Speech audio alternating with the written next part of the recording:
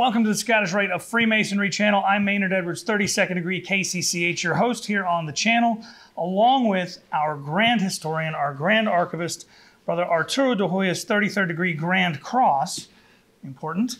And we are talking now about this very exceptional book that you've been, years you worked on this. Very large book. Yeah, very large book. Albert Pikes, The Porch and the Middle Chamber, the Book of the Lodge. Elevator pitch this. What is this? Okay, what it is, the Scottish Rite since 1804 has had a craft ritual. And although not practiced in the United States at that time, it originated in France, it did ultimately make its way to the United States and is most famously used in the 16th district of New Orleans. It's not this particular version, but it is a version of it. So there are several places around the United States where that ritual is used, but in a nutshell, this was Pikes' version of that, which was to serve as a foundation for the rituals, and he published it in the early 1870s. So printed, not published. First of all, I've started reading this. I'm certainly not finished. It's only been out. It's been about 4 or 5 months now, hasn't it? Not quite. A couple of months. Yeah, but the interesting thing I think about this is that for most of the Grand Lodges in the United States, the first 3 degrees tell a particular version of what we call the Hieramic legend. That's right. And then if you're a member of the York Rite, you go on and you get other parts of the story. If you go on into the Scottish Rite, the story is markedly different. This makes the Scottish Rite higher degrees make a lot more sense. It does. In terms of a story. Purposely created that way. The main point being is that in this version, we don't have the second half of the Master Mason's degree. There's no search for the ruffians. There's no punishment, everything, because you're going to get that later in the Scottish Rite, beginning with the 9th degree. Right. And it was purposely done that way.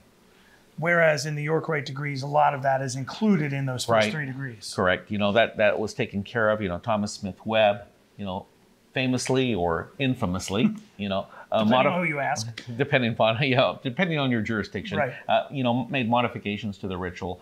There's nothing wrong with the Webb work. It's used in most places throughout the United States, but there's a little different flavor, philosophy, color, whatever you want to call it, to the Scottish Rite version. Now, I wanted to point out something about that. When Pike produced that, it was and it still is, a very, very rare book. In fact, it was one of the things that most people ask to see a copy of when they come and visit this office. So what I did is I actually brought a couple of copies here. Oh, wow. So this is the original printing of the craft ritual. And this is the liturgy, or the monitor of those degrees. What we did is we put them both into a single volume. So you got the whole kit and caboodle, plus the 2 separate portions of secret work, which Pike separated. So to do the original reading of the ritual, you needed 4 separate books. Now you got it in one. Everything is in one. Plus, I added an introduction and an appendix. And appendices.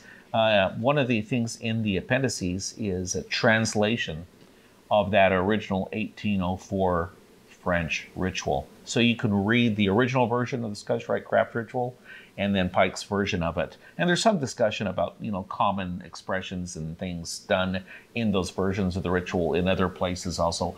But one of the remarkable things about the Scottish Rite craft ritual, it's actually the most popular form of craft ritual worked in the world.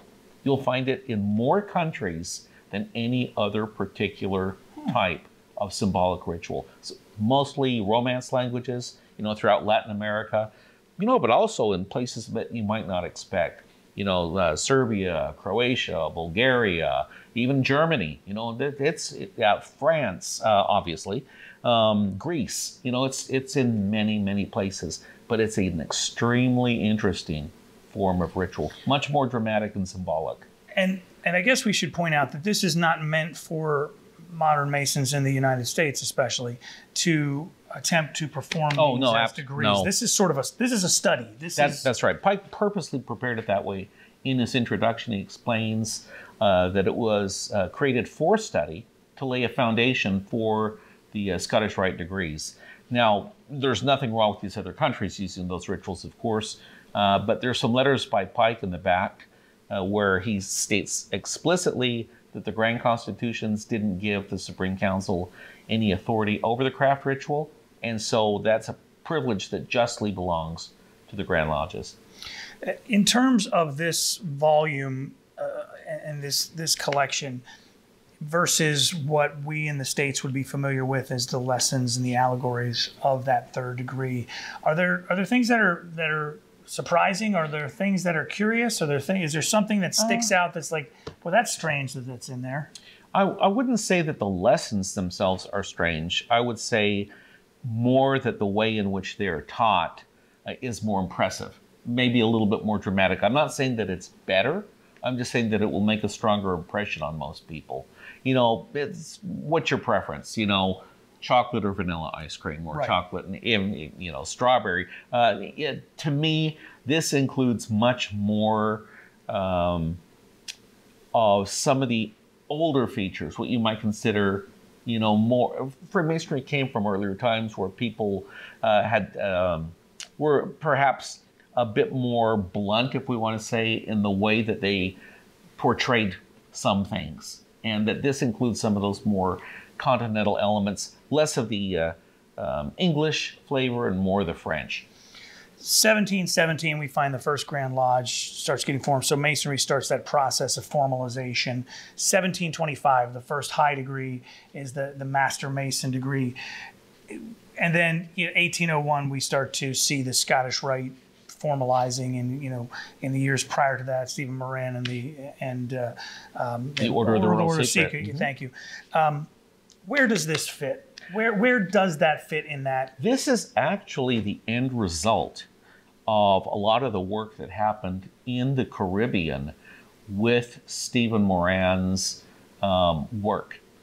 There were several different philosophical systems of Freemasonry that were working, and the influences of, 3 different systems or so ultimately came together. And when the French returned after the Haitian Revolution to the United States and to France, they were generally these previously French Americans, we'll say Franco-Americans, that were the ones who put the ritual together. And so this includes the influence of some of those other workings in there, but it was created uniquely for the Scottish Rite. So again, we were created as a Supreme Council in 1801. De Grasse Tilly goes back to France, forms the Supreme Council of France in 1804, and in that same year is when we find this ritual produced. And again, it's not really a strange notion, because there are other systems of Masonry that also have unique craft rituals for their version, for their higher degrees. The Swedish Rite has their own unique craft ritual for their system, which is a high degree system. The Rectified Scottish Rite, or the RER, which was a modification or improvement of the Rite of Strict Observance, has its own version of craft ritual. So this followed in that tradition of creating something that would set the flavor for those other degrees. You said that this came from that time. Did Pike transcribe this? Did Pike author this ritual? Pike did a little bit of both. Is that in his introduction he explained some of the sources that he used, one of which was that original 1804 ritual, which is why I translated and included it in the appendix, so that you could compare that ritual with what Pike used. But it's very evident that there's a lot of this that is Pike work. Pike would, if Pike could say something in 10 words rather than 2, he would do it. And so there's a bit of that inside of there. But it's much more philosophical than some of the other Scottish Rite Blue Lodge rituals out there. It's created specifically for the Southern jurisdiction. This, I find, is a very interesting book to read, and it is a study, because you're looking at the degrees themselves, and you can kind of go back and forth, as you mentioned, and look at the two. I should mention the emblem on the side here. And it matches the emblem on your tie, as if by coincidence. What do you know? The Scottish Rite Research Society is the group that produced this book. That's right. And it's the best. I think it's $65 now. I believe so. It's the best bang in Masonry. It really is. It really is. It's you get a bonus if you pay your your annual membership on time, you get the bonus book. You get Herodom, which is the collection of the Scottish Rite Research Society papers. You get the edition of the Plumb Line, which is a newsletter, and it really is. And you get a discount on many of the items on the Supreme Council store. You do. Now, I have to say that although we usually issue a bonus book, that's not a guarantee. We'll offer a bonus item, but most of the time it's a book. And the books that we've published are worth the cost of membership alone. Yeah. I mean, this book has a retail value that exceeds the cost of annual membership in the Research Society. Several of our books, as you know from the past, are now selling literally for hundreds of dollars a piece. This is a special book in a lot of different ways, not only for what's inside of it, but the dedication. I couldn't help but notice that you dedicated it to your dad, who we sadly lost at the end of 2022. This has to make this even more special for you. Yeah, I was happy to do that, of course. I mean, we all learned from our fathers, you know, and so this was a way I thought that I could kind of memorialize that. It came out just at the right time, and that's right. And do you still have the hat? I'd love to see it. No, I still have a cowboy hat, but not that one. The book is called The Porch and the Middle Chamber, the Book of the Lodge, and Brother de Hoyos put this together. It is an excellent resource and a good way for people to be aware of the fact that there is. It's not just what you're exposed to in your lodge in Masonry. There's so much rich history and so many other ways to tell the same stories, to teach these same lessons the world over. And this is a good way to begin looking at that if you've never considered it. Absolutely. You know, I like to say that, you know, you can have a lot of the same ingredients, but it's the chef that makes the meal. And so this is the way that it is in Freemasonry. We tell many of the same stories, but we all have our own version of that. And this is I think, one of the more remarkable ways of presenting the lessons of the craft ritual.